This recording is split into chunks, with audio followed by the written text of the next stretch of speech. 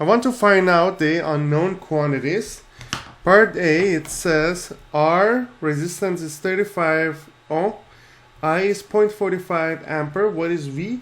We know V equals to I times R, which is going to be 0.45 times R, which is 35. So that's going to be 35 times 0.45 is going to be 15.75 volts.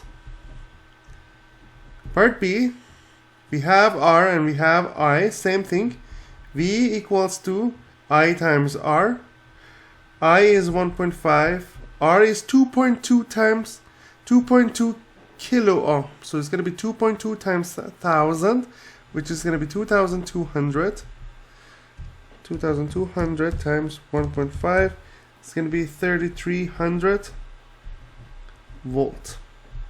Part C, we need to find I equals to V divided by R.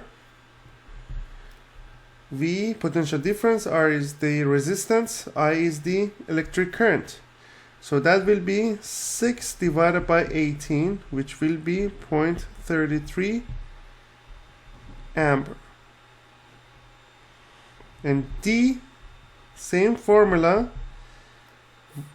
The potential difference is 52 millivolt. So 52 times 10 to the power of negative 3 in order to convert it to volt. And R is 26. So it's going to be 52 times 10 to the power of negative 3 amp, or 2 milliamp.